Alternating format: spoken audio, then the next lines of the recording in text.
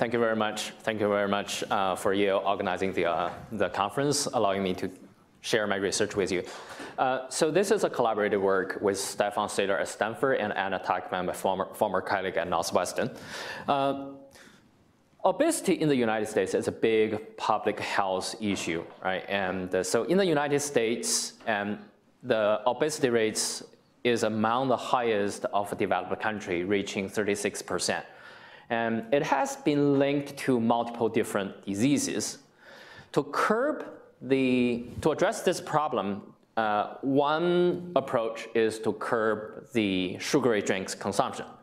And the reason behind this is sugary drinks has been linked to the risk of obesity, and a bottle of Coke and contain 15 teaspoons of sugar.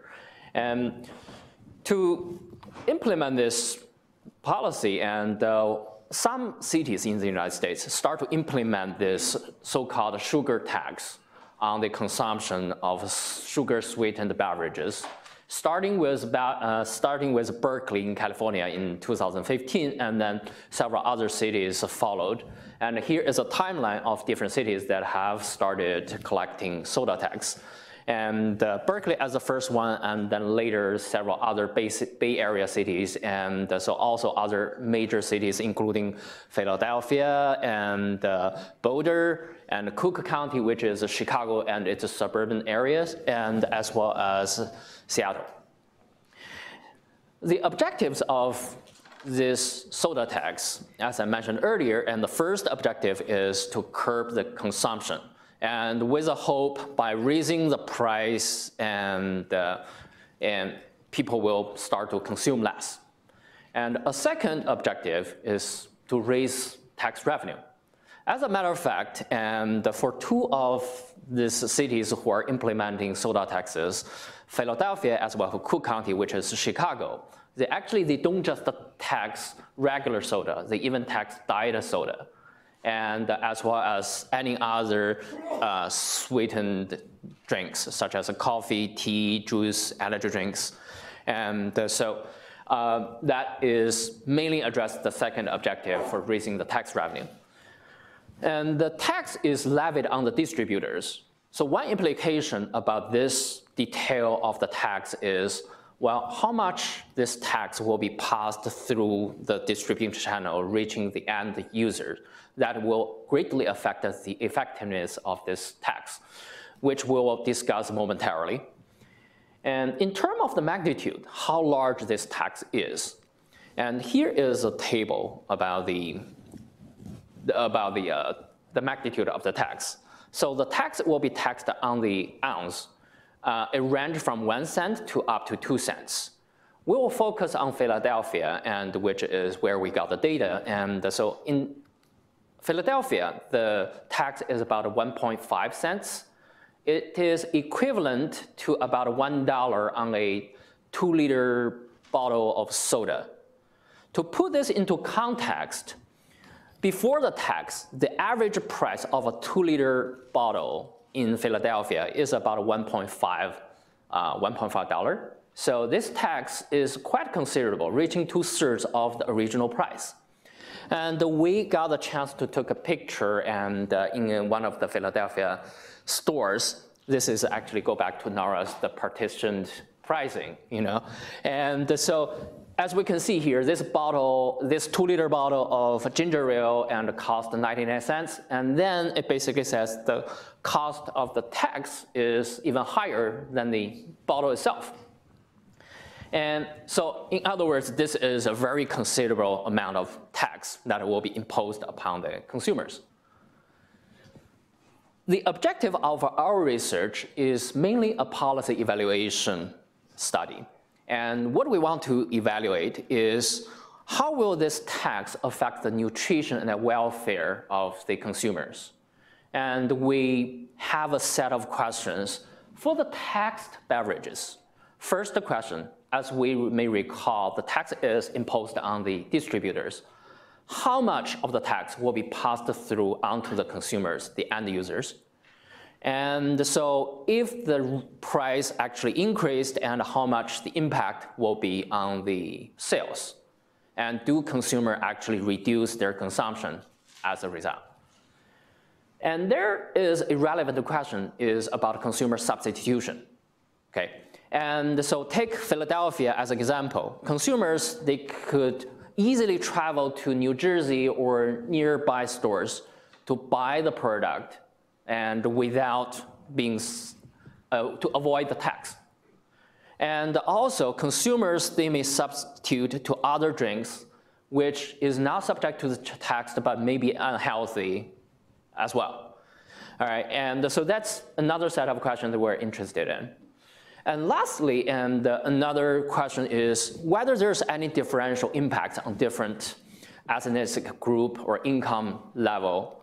And so as we know, obesity is correlated with income level, with different race, and so we want to know whether this tax affects these different ethnic groups differently. And so with that said, here is an overview of the plan of my talk. And so we'll first discuss the data that we have in hand, and then the empirical approach that we intend to undertake, and the second is the average effect on the price and the quantity of soda. And finally is the differential effects on different segments of customers. So let's take a look at the data. The data that we got is from IRI, the company, and provide us the weekly store scanner data from 2014 up to 2017 for Philadelphia as well as the surrounding area, and from New Jersey as well as other parts in Pennsylvania. And so the tax in Philadelphia started on January the 1st, 2017. So we have a clear observation before and after the tax become effective. And we are hand collecting the nutrition information for each one of those bottles, right? And trying to see how many sugars, how many grams of sugars in it, and what is a calorie, and how much sodium, etc. And we also collect demographic information from census as well as CDC, and regarding the income level as well as the obesity rates within the Philadelphia city. And so we did some aggregation. This is just some data processing. And so the raw data that we got is at the UPC store week level. And so we have a large arrangement of different categories, including soda, coffee and tea, energy drinks, juice, milk, and water. And today we'll focus on the soda category, and we tested this out on different categories, and the results are very consistent. And so we did the aggregation instead of focus on each single product, we aggregate up to the category level. And for example, take soda as example, we'll focus on the average price of soda on each ounce and the overall sales of soda on each ounce. So those will be the unit of our analysis. And so the empirical approach, what we are taking is essentially we want to compare the prices as well as sales over time between Philadelphia as well as its surrounding stores, where the surrounding stores, which is not subject to the tax, is used as the control group and where we can make a comparison. So one particular note that I want to point it out is here that we exclude a 4-mile buffer zone stores. We drop those stores from the control group. The reason, as we shall say in a moment, and a lot of people do travel outside of Philadelphia to buy the product. And so we just drop those buffer zones, those 4-mile radius right outside Philadelphia. So here is a overview about the stores in our data, and we have 8 different retailer chains and roughly 400 stores, and 140 of them located within the city, subject to the tax, and then 250 also outside. And so this is the mean price, average price before the tax went into effect, and so it's about 4 cents per ounce. And so the Philadelphia tax is 1.5 cents per ounce. So the tax accounted for, on average, about 36% of the overall price. and which is pretty considerable.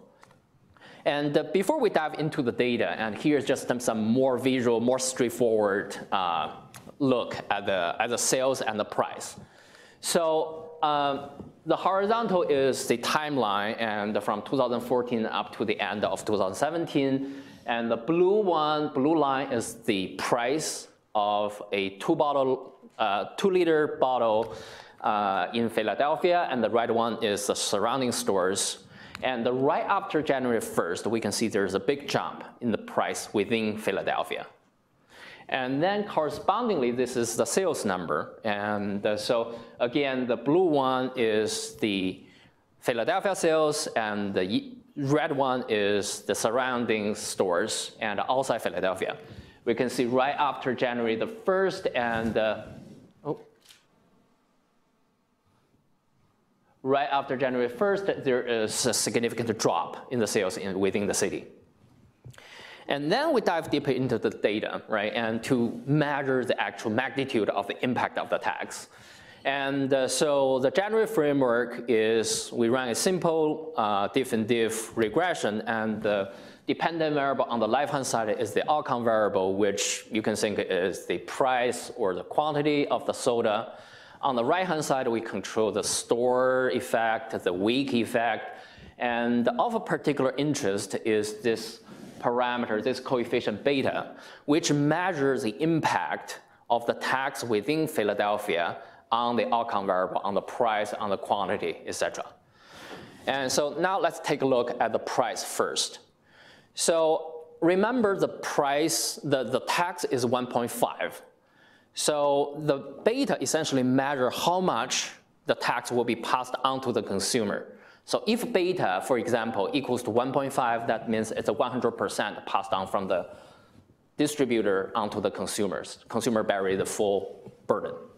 And this is what we found for the soda category. And we found the coefficient is roughly 1.17 cents.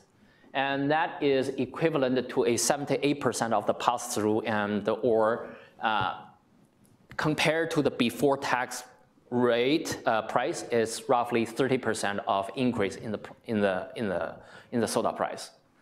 And then correspondingly on the sales, and within the Philadelphia area, we see roughly there is about roughly 12–13% decrease in the sales. And so, in other words, the drop is considerable, all right, and after the implementation of the tax. Yes? Can you see any instance of like stockpiling, like the last week of December? In a moment, okay. All right, so now one question is that do consumers actually stockpile, and do consumers, they actually go out? Thanks for the segue, right? To actually go out the city to buy product. Okay, here's some anecdotal evidence.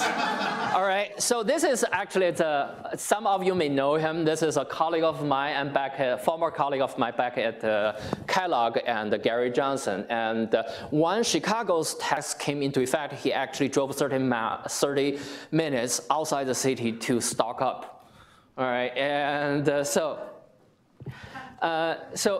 and some further evidence from the data. And so here is the timeline of the tax. And so what we can see here, the blue one is the sales within the city.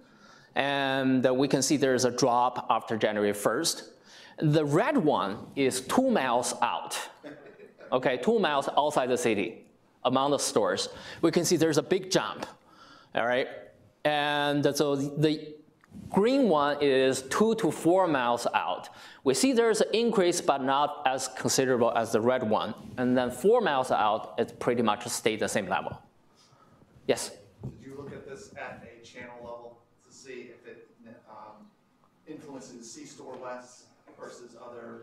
Yes, we did look at the brand switching from a Pepsi, Coke to a lower price tier brand store. Yeah, so on the brands, there's not much change, okay?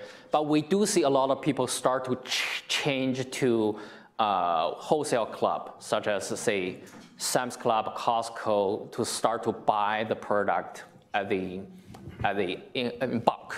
Okay. Yeah. Yes. I mean, do you see any evidence that they're switching to healthier beverages like water or something like that, or no? Unfortunately, no. Okay, all right, based on preliminary analysis, and so they did not switch to healthier products, okay? Right, so it's very sticky. The demand for soda is very sticky.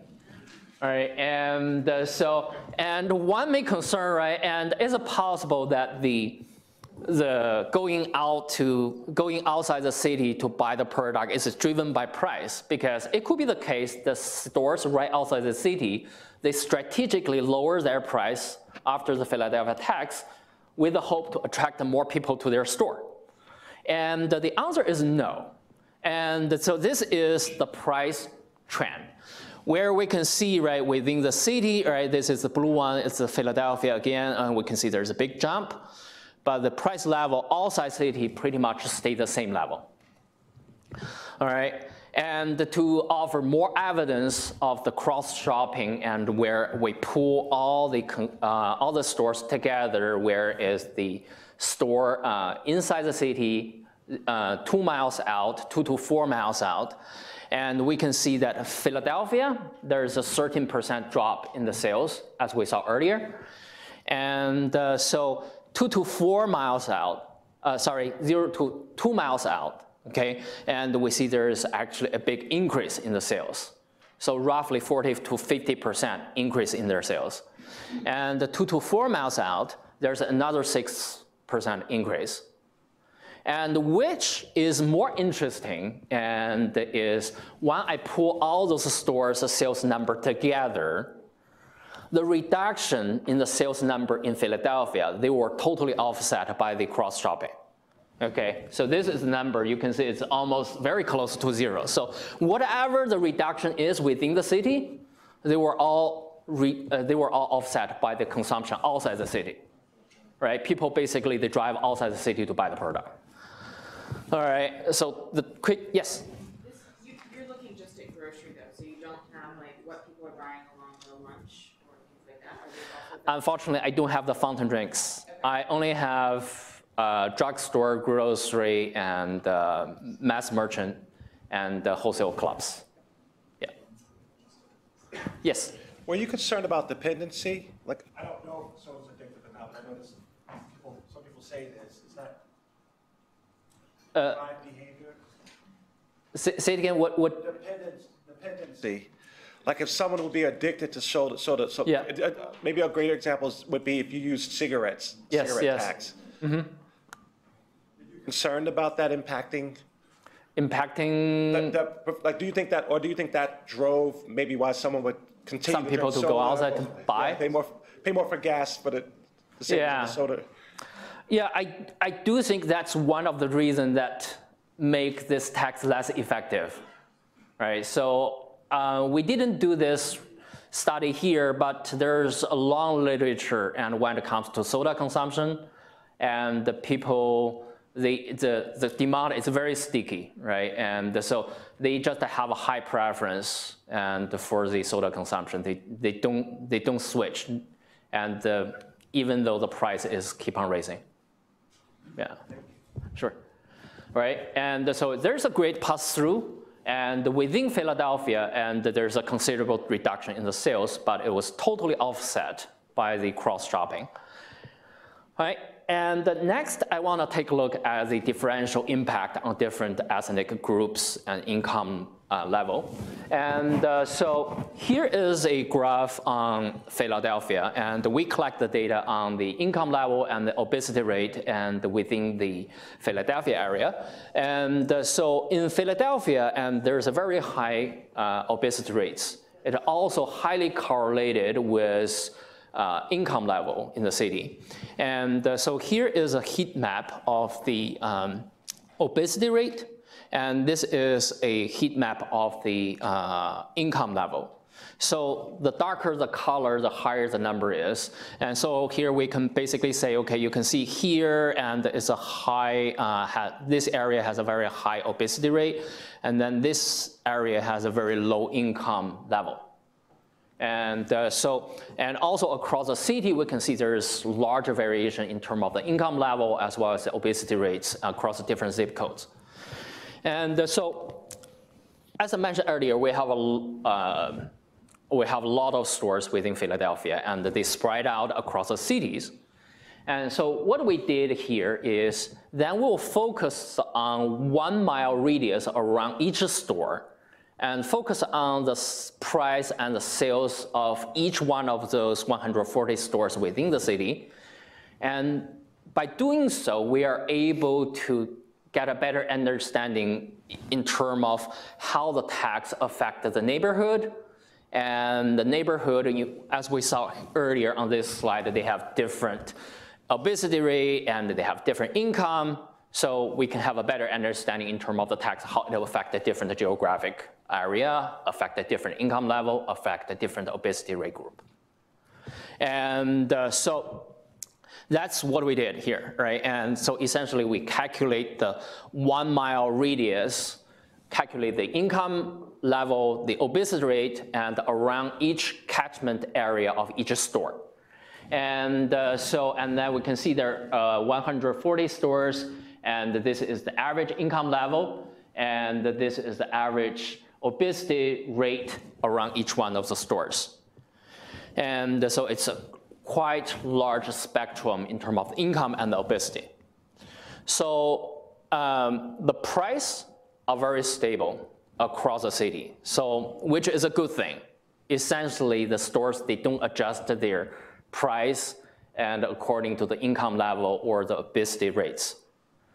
This is a totally different story when it comes to the consumption, however, right? And so when we interact the income or the obesity rate with the tax, one thing immediately show up is, okay, high income people, they are actually reduce their consumption relative to low income people. Okay, so in other words, this tax is very regressive. It has a bigger impact, bigger burden on low income people, and potentially related to the dependency, because the low income households, they are the group consume more sugary drinks than the high income counterpart. And so not surprisingly, and so when it comes to obesity rate, and so high obesity group actually maintain a high level of consumption of soda, while low obesity group, they reduce their consumption. Is this yes. only like shopping within the city, or you think higher? This is just the shopping within the city. So you think higher income groups going outside the city to buy? We think it's very possible, because think about going outside city to do to engage in cross shopping. Many of them, they need a car to drive outside, right, and to stock up. But a lot of income people, they may not have that luxury. Okay. All right, so to sum up the finding, and the price after the tax has a 70 to 80% of the pass-through, which is pretty high, pretty effective in terms of pushing the tax onto the end user. And the quantity, the sales in soda dropped significantly within the city bound, but it was totally offset by people who go outside the city to buy the product. And the low income and high obesity area respond less to the tax. So the ramification is this tax has a very limited effect on consumption of its intended demographic groups. So low income and high obesity groups, they maintain the same level of consumption. And so the tax is regressive in nature, which is an unintended negative consequence. With that, thank you very much. Have you compared this to the tobacco case? Type of tobacco case. Yeah, so tobacco case is less is more effective. And I think one reason is the tobacco tax rate, if I remember it correctly, is much higher than the soda tax. Also, I think also there's another reason is that a lot of this tax rate is more universal across cities. And it's not like that you can go to another city to buy a product that is subject to lower tax rate. And the many nearby cities, they have the same tax rate. Yes? So 2 questions. Yes. The research demonstrates no impact on the personal behavior or the public health issue. Yes. The research of 2 questions, and I know it was not your study, doesn't address the impact on the city revenue, which is really what it looks like to me. This is a revenue generating tax, right, for the municipality. But the other question I have is, did you look at the percentage of income that it took the low-income population to sustain the running rate of consumption? In other words, you called it a regressive tax. Is it essentially what percentage of income tax does it Yes. become? In other words, is this a back-end way of increasing? Another way of looking at that is this an effective, is this de facto an income tax on lower earning populations? Okay. To answer your Percentage might that be? Yeah. You know what I'm saying? Yeah. So to answer your first question, right, and so we are doing some back and the envelope calculation. And from what we see here is the tax revenue is only limited. Really? Yeah. And so there's also some anecdotal evidence. Last year, at least in the Philadelphia area, they actually didn't reach their expected tax revenue on this particular tax category. And I think they fall 25% short of their projection. And the second question that, it's a very good question that we can definitely do that calculation. We don't have that calculation at the moment, but we can definitely, I think easy to do, which we can do is just to say, we know for each area, the average income level, we can essentially back engineer out what is actually the effective income tax rate on each one of those catchment areas.